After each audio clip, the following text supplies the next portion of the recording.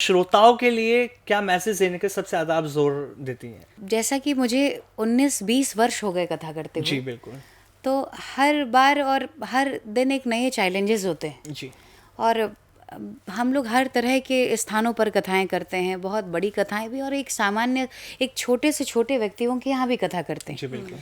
तो कथा में जो सबसे मुख्य चीज़ चाहिए, वो जो कथा करा रहे हैं या जो श्रोता है, उनका भाव कितना अच्छा है। जी, और भाव अगर ना हो, कभी किसी को ये लगे मैं बहुत बड़ा आदमी हूँ, मैं किसी को बुला सकता हूँ, तो इस दृष्टि और विचार से कथा कर तो दी जा जी, सकती है, लेकिन वो भाव उत्पन्न नहीं होता।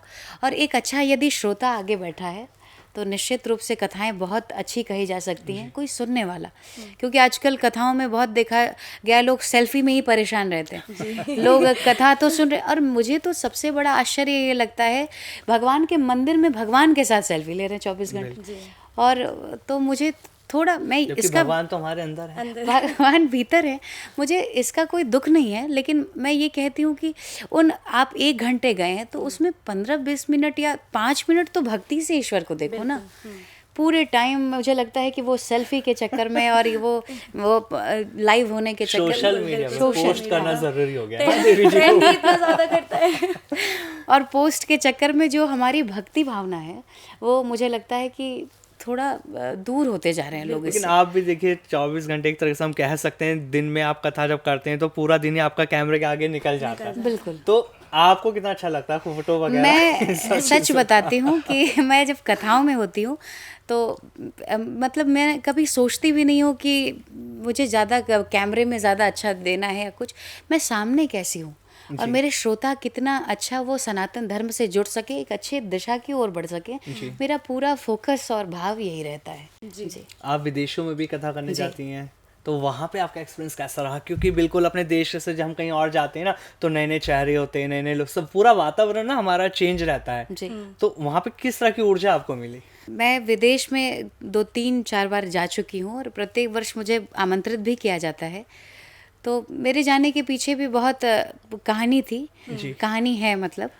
जानना चाहेंगे बिल्कुल। हाँ, वो तो बिना कहानी मतलब वीज़ा को लेकर के, कि वो रिफ्यूज़ हो गया, किस तरह अच्छा। से मुझे वापस, भगवान की कृपा से मेरे माता पिता सब मेरे साथ गए वहाँ पर। और मैं जब वहाँ पहुँची, तो वो डच भाषा में, मैं एम्स्टर्डम गई थी, वहाँ डच चलता है। ओके। तो उन्होंने बहुत बड़े पेपर में निकाला कि आखिर गुरु पहुँच ही गया अपने शिष्य के पास, इस तरह से शीर्षक करके। तो पहले मुझे लगता था, और जो मेरी मानसिकता थी, कि शायद मैं ज़्यादा जानती नहीं थी इस विषय में, कि विदेशी जो होते हैं वो थोड़े, मतलब वो शायद उनको संस्कार नहीं होते, जी। या जैसा हम लोगों ने सुना या देखा है। पर मुझे वहाँ जाकर के बिल्कुल अलग चीज़ें देखने को मिली, कि जैसे हमें लगता था कि विदेशी मतलब वो सारे संस्कार और धर्म तो हमारे पास ही है, तो मतलब उन्हें तो कुछ भी नहीं आता होगा ना, उन्हें कोई। पर मैंने वहाँ पर ये देखा कि कितने सारे विदेशी बैठकर हरि नाम का संकीर्तन कर रहे थे। और वो आते थे मुझसे इंटरव्यू के लिए, सनातन धर्म के विषय में जानना। उनमें जो चाहत और इच्छा मैंने देखी, वो बहुत अद्भुत है। और ये हम लोगों की जीत है एक तरह से, कि हम इतनी बड़े संस्कृति और सभ्यता को लेकर हम इतने समृद्ध हैं, कि बड़े बड़े लोग आते हैं और हमारे भारतवर्ष के विषय में, भगवान के बारे में जानने की इच्छा रखते हैं। तो बहुत अच्छा लगा कि बाहरी लोग भी हम लोगों को फॉलो करते हैं। तो किन किन कठिनाइयों का आपको सामना करना पड़ता है? एक कथावाचक को कौन कौन सी कठिनाइयों का सामना करना पड़ता है प्रतिदिन? अगर आप यहाँ कथा कर रही हैं, कभी विदेश जा रही हैं, तो क्या क्या चैलेंजेस होते हैं, वो मैं जानना चाहूँगी आपसे। मुझे लगता है श्रोता तो वैसे ही होते हैं जैसे भारतवर्ष में होते हैं, बाहर भी श्रोता होते हैं अच्छे। और मैंने चैलेंजेस तो विशेष नहीं, लेकिन एक दिन में मैंने कई कथाएं की। जैसे आज किसी मंदिर में कथा है, फिर कल किसी मंदिर में कथा है, कभी बेल्जियम में जाना है। तो वो जो भागम भाग तो बहुत, लेकिन मैंने सबसे बड़ी खुशी ये होती है कि आज भी जो हमारे एनआरआई हैं, भारतीय विदेश में बसे हैं, वो भी अपने धर्म और कल्चर को इतना सम्मान करते हैं।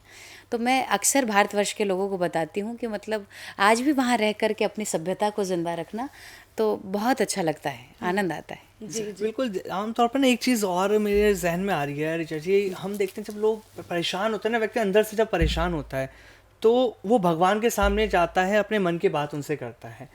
आपके साथ ऐसा कब हुआ कि आपने कब भगवान से जाके अपने बारे में बात करी, जब आप परेशान हुए, अंदर अंदर से आपकी आत्मा परेशान रही, आपने क्या मांगा उनसे, क्या कहा? क्योंकि आप तो हमेशा उनके साथ ही रहती हैं एक जी तरीके जी से। जी। तो मुझे लगता है चिंता और परेशानी दो कारणों से आती है। या तो कोई व्यक्ति भविष्य को लेकर बहुत चिंतित हो, और या दुखी होता है भूतकाल सोच के, अरे मेरे साथ ये हो गया वो हो गया।